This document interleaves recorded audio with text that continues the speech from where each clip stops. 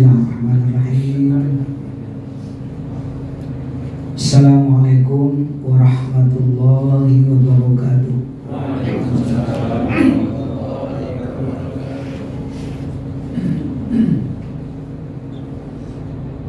Hamdan wa syukran lillah, wassalatu wassalamu ala rasulillah. Allahumma salli wa sallim wa barik ala sayyidina Muhammadin wa ala alihi wa ashabihi ajma'in. Rabbi ishrah li sadri wa yassir li amri wahlul 'uqdatam min lisani yafqahu qawli. Amin. Yang saya muliakan Pak Wakil Ketua, Bapak Ibu Hakim Tinggi, yang saya hormati Bapak Ibu Panitera Sekretaris, pejabat fungsional struktural keluarga Pengadilan Tinggi Agama Jambi yang saya banggakan. Sekali lagi kita bersyukur sudah selesai melaksanakan ibadah salat asar berjamaah dan sesuai jadwal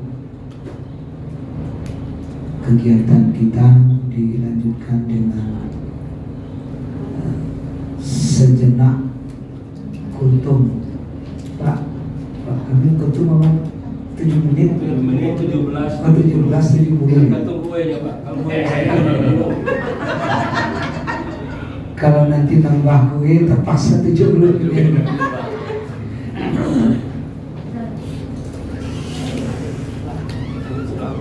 Saya berterima kasih tadi disampaikan Pak Wakil, ingatkan. Kalau tidak diingatkan, tidak saya buka HP yang disebut. Meskipun saya tanda tangani, tapi kalau sudah lewat 2-3 hari lupa.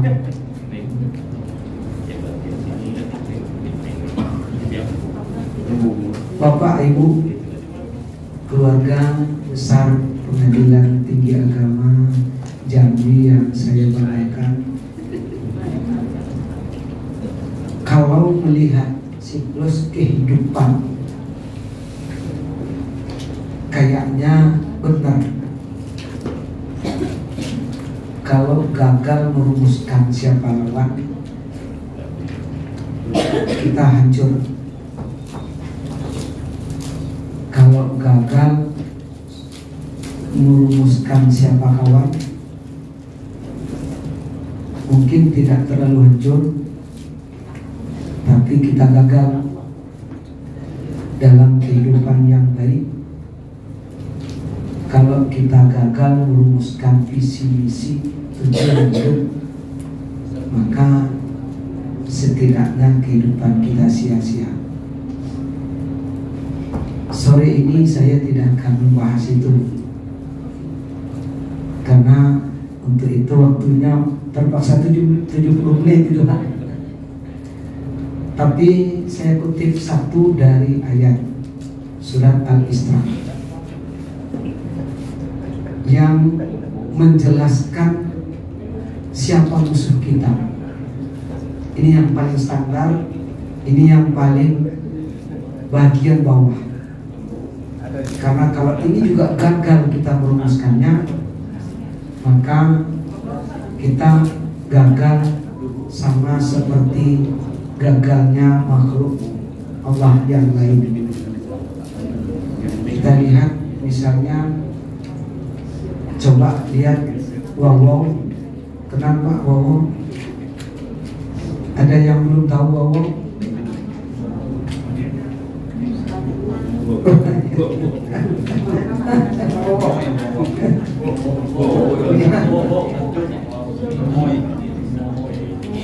Kalau yang pernah ikut kegiatan buru babi,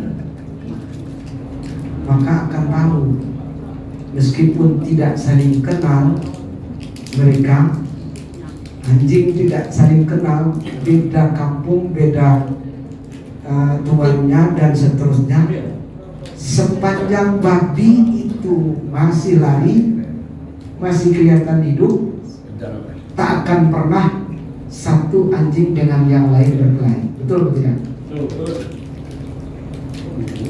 Kenapa? Karena secara naluriah telah terumuskan di dalam kehidupan anjing siapa musuhnya. Tapi begitu musuh hancur, jadi nggak anjing tadi makan babi? Nggak jadi. Dia justru berkelahi, berebut, dan babi itu ternyata tidak jadi dicicipinya. Itu pada bagian dasar. Tadi saya sebutkan ada tingkatannya: gagal merumuskan lawan, musuh diri dan musuh bersama, gagal merumuskan teman, apalagi berikutnya untuk yang lebih tinggi gagal merumuskan tujuan, visi misi hidup. Pada kesempatan ini saya baca satu ayat dalam surat Al-Isra tentang siapa musuh kita. Bismillahirrahmanirrahim. Wa in qulna lil malaikati isjudu fasajadu illa iblis. Saya tidak teruskan, pasti lebih lancar dan fasih Bapak Ibu yang meneruskan. Ujung-ujungnya nanti menggugat iblis.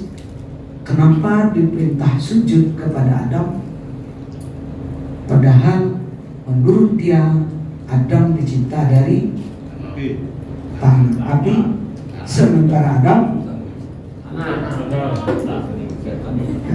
ya, siapa yang dicipta dari api? Iblis. Dan Adam diciptakan dari tanah. Menurut dia api itu lebih mulia daripada tanah. Tidak mau sujud, aba wastakbara. Ujung-ujungnya dia bersumpah, dan lalu kemudian oleh Allah sumpah itu direspon dengan baik sesuai keinginannya, maka dia akan mengganggu Adam dan sampai anak turunannya akan diganggu. Inilah musuh standar kita. Di dalam surat Al-Isra itu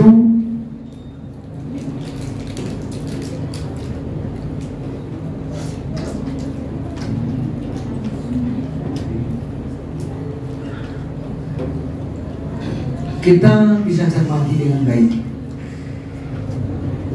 Nanti Bapak Ibu silahkan buka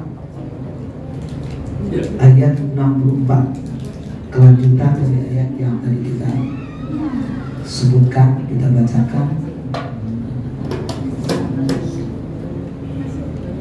Ini prosedur, ini SOP yang Allah izinkan untuk iblis dalam rangka mewujudkan sumpahnya.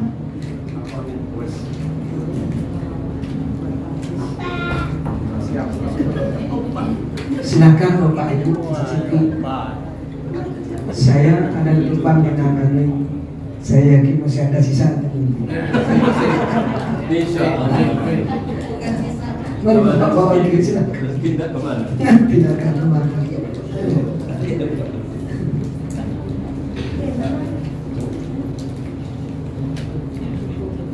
Jadi apa SOP yang Allah izinkan untuk iblis dan rekan-rekannya iblis? Kemudian akan berketurunan dan ada lanjutannya, setan, dan kemudian ketika iblis sudah disebut dengan sebutan setan, maka di situ akan ada teman berikutnya. Siapa? Minal jinnati wal nas.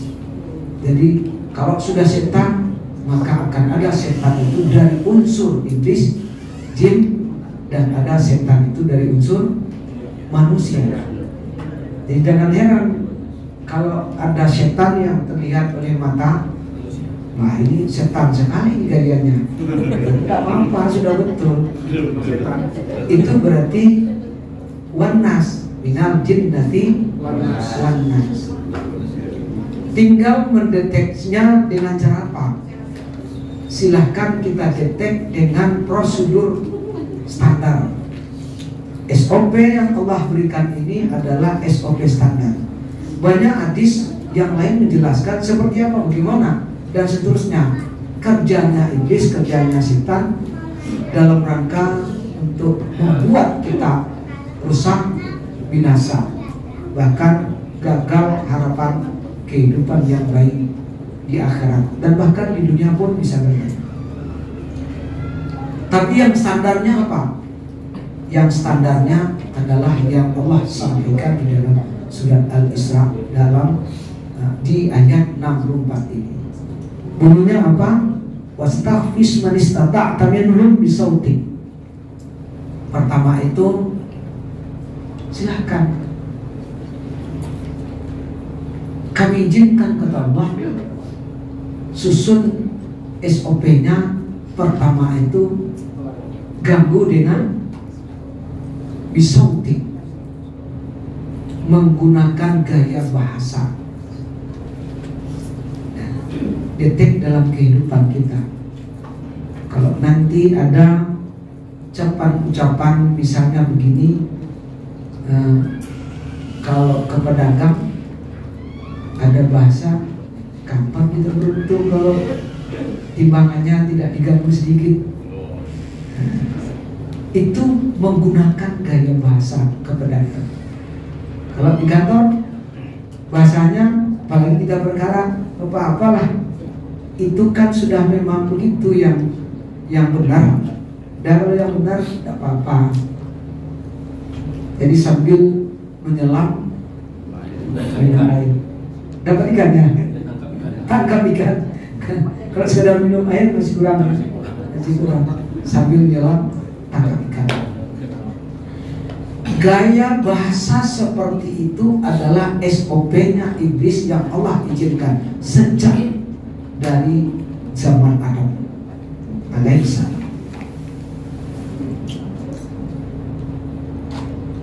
Siapa yang bisa kena dengan cara ini? Yang pertama kena itu kayaknya ibu-ibu ya. Kayaknya ibu-ibu dulu lah. Mohon maaf ibu-ibu, lagi nyampe ramai terus kena getahnya gitu. Jadi SOP pertama ini yang kena itu Siti Hawa. Dengan bahasa yang baik oleh iblis digunakannya, kalau begini begitu aman segala macam di surga, dekati satu pohon yang Allah larang, jangan didekati. SOP yang pertama menggunakan bahasa, gaya bahasa yang cocok. Pedagang baik bahasanya apa, gaul bahasanya apa, apa namanya sekarang, anak-anak muda sekarang namanya generasi apa? Milenial, apa gadget?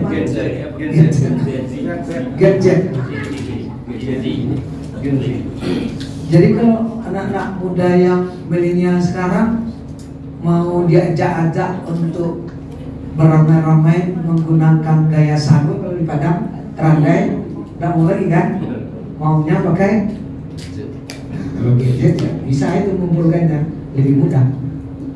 Gaya bahasa, menggunakan gaya bahasa yang cocok, itulah SOP 1. Setan yang sudah di dalamnya bergabung unsur dari unsur tubuh besar, apa tubuh manusia, unsur manusia. Aslinya iblis. Yang berikut, kalau gagal cara itu, wa ajlim alaihim bi khayli wa rajali. Kalau gagal dengan gaya bahasa, tidak cocok dengan menggunakan gemulainya bahasa, pantun-pantun lah katakan, pindah dengan SOP kedua, tingkatkan yang kedua. kerahkan pasukan berkuda dan pasukan pejalan kaki. Jadi kalau menyangkut infanteri dan kavaleri ya, itu sudah sejak zamannya Adam itu. Yang bangun pertama pasukan itu adalah iblis. Kerahkan itu, serang.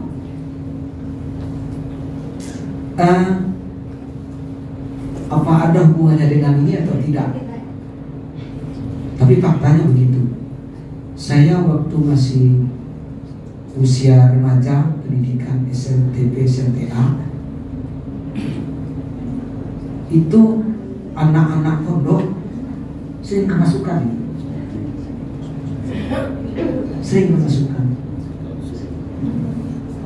Macam-macam cerita di pondok saya. Kalau di musala itu pondok surau ini, ya di sana ada surau itu kemasukan ibu, surau sana kemasukan ibu. Kenapa bisa? Dan pada masa itu tidak pernah ada kemasukan itu dari anak-anak SMP, SMA, tidak ada. Di zaman itu. Sekarang ada nggak? Ada, tapi yang mana SMA-nya? Mana SMP-nya? Coba dia. Pasti SMP, SMA, TI, IT, Islam terpadu. Nah, apa ada hubungannya dengan SOP ini? Wallahu. Tapi SOP-nya kalau gagal dengan gaya bahasa, maka pindah dengan serangan tentaranya.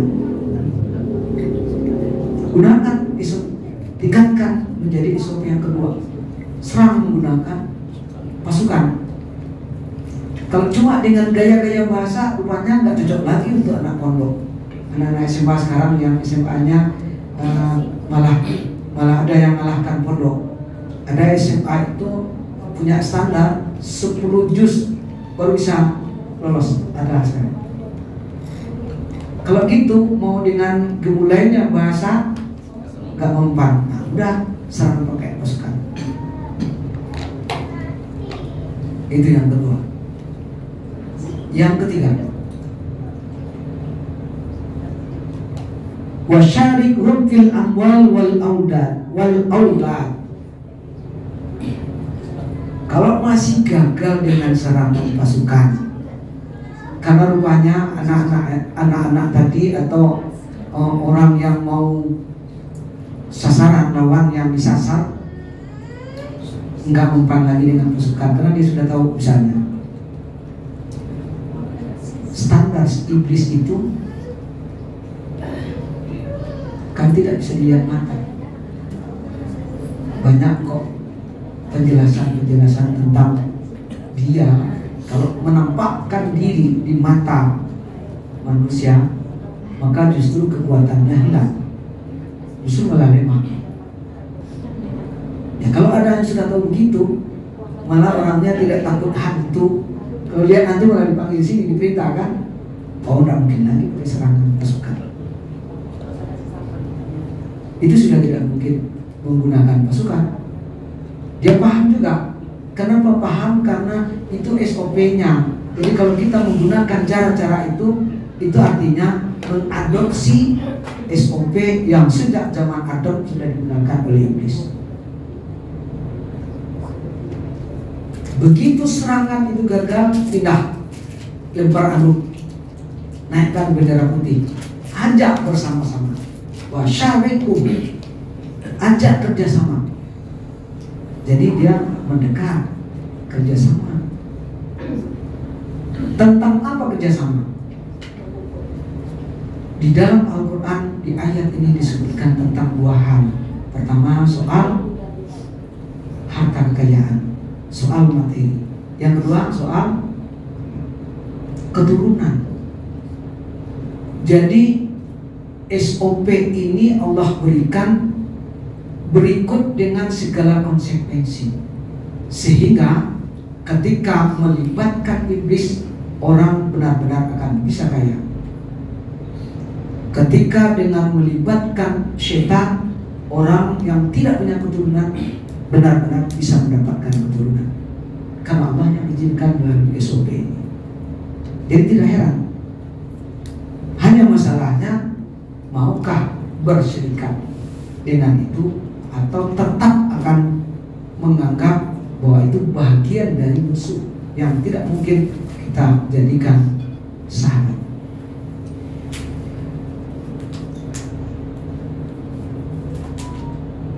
Ada tafsir yang menjelaskan kenapa cuma dua ini, padahal madunya kehidupan masih ada yang lain. Apa yang lain? Yang lain itu jabatan. Jabatan ini, jabatan itu, posisi ini, posisi itu, dan segala macam. Bisakah orang mendapatkan posisi itu dengan cara kerjasama dengan setan? Bisa. Dasarnya apa? Ayat ini. Jadi kedukun, ke segala macam untuk mendapatkan posisi jabatan tertentu, untuk mendapatkan keturunan, untuk mendapatkan istri, untuk mendapatkan harta, bisa. Di dalam tafsir dijelaskan tambahannya, itu tambahannya. Tapi kenapa? Menurut tafsir lagi, kenapa itu tidak disebutkan di dalam ayat ini?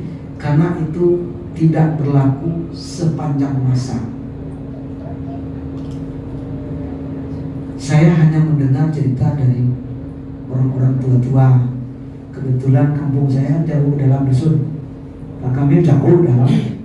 Kalau Pak Kamil di Sumatera Barat tidak akan kesampaian undangannya dulu. Jauh dalam. Saking jauhnya di zaman revolusi itu adalah tempat nginapnya penyelamatan orang-orang. Jadi orang-orang tua di sana itu tidak sekolah, tidak segala macam. Saya temui di saat di usia remaja, padahal tidak sekolah, tidak pandai tulis baca sebetulnya. Tapi kalau cerita politik luar biasa. Kenapa? Karena di zaman bergolak kalau di sana namanya, di zaman yang seperti isoben gitu, temannya siapa? Pak Nasir di situ, Bianca di situ, pernah sampai di situ. Prabe ada di situ, Dahlan Jabe kenal, populer kan, panglimanya PRRI ada di situ, tempat orang banyak di situ, tokoh-tokoh nasional yang pada saat itu dan beberapa lama di situ tahunan. Jadi bersituan dengan situ, maka cerita-cerita tentang apa? Tentang politik bagus sekali dia. Sehingga saya tahu persis melalui info mereka. Apa maknanya saat itu Perdana Menteri? Tidak ada. Lebih senang hidupnya yang tidak sekolah tadi kan. Yang Perdana Menteri begitu ada apa-apa tepat sembunyi, kalau dia masih bisa ketemu dengan yang lain-lain. Panglima tidak ada maknanya. Tapi kalau keturunan masih ada keturunan. Kalau harta masih diperlukan. Jadi menyangkut fasilitas hidup, amwal wasyariku bil amwal wal aulad, soal keturunan dan soal harta kekayaan itu langgeng sepanjang masa. Dalam masa aman, dalam masa kehidupan bagus, dan dalam masa peperangan, dua-duanya tetap berjalan dengan baik. Palestina masih diperlukan kan Pak? Kita ke berpartisipasi sekedar menyumbangkan masih diperlukan. Tapi kalau jabatan di sana, ada di antara kita yang mau jadi Perdana Menteri Palestina sekarang, Hamas itu. Jadi 2 kali kan Pak? Kecuali hanya ada keinginan semangat jihad yang mau ke sana. Coba jihad, tidak perlu jabatan kapten atau pokoknya saya maju. Tapi jabatan tidak. Oleh karenanya yang menjadi SOP disebutkan dalam Al-Quran ini ada 2. Sudah berapa? 3. Sudah 3. Berarti ikuti ya Pak.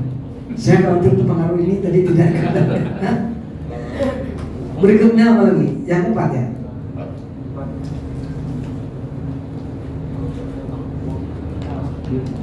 Kalau masih gagal, sudah menggunakan yang level 3. Tadi level 3 coba ditawarkan kerjasama.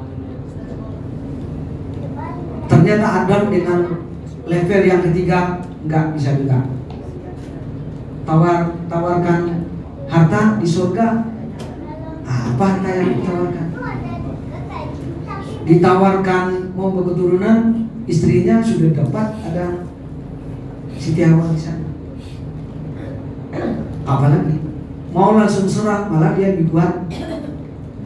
Apalagi dengan level 1 gaya bahasa, level 1, level 2, level 3 tidak ada apa-apanya bagi Adam. Yang keempat, wa idhum wa ma ya'iduhum ila gururai. Saya tidak tahu apa ya. Wa ma ya'iduhum syaitan illa gurura. Ini level keempat. Sudah yang level keempat ini umbar janji-janji manis. Apa tuh? Sekarang namanya PHP. Janji-janji palsu. Umbar itu. Nah, giliran mengumbar janji-janji manis, Adam pun takluk karenanya. Bapak Ibu, kalau kita analisa dari perspektif tafsir, kenapa bisa Adam kena begitu? Karena jelas ayat menyebutkan, saya ciptakan Adam untuk ini ja'ilun khalifah fil. Nyatanya Adam diciptakan di mana? Di surga. Padahal ini ja'ilun khalifah fil ardi. Seorang nabi paham betul, saya dulu waktu kenikmatan surga akan saya tinggalkan. Ya kan? Logikanya Adam cerdas apa tidak? Cerdas sekali. Karena itulah yang membuat malaikat takluk. Kenapa? Karena pada saat malaikat dipertunjukkan oleh Allah tentang kelebihan Adam, maka Adam mengajarkan semua yang ada di surga. Ini apa lagi semua? Malaikat takluk, berpintarnya Adam. Kepintaran itu mudah bagi dia untuk bisa menebak ini ja'ilun khalifah, tapi dia diciptakan di surga. Artinya nunggu waktu dilemparkan dunia. Apa kata iblis? Wahai Adam, maukah engkau saya tunjukkan sebatang pohon, kalau itu Anda cicipi kekal di surga? PHP-nya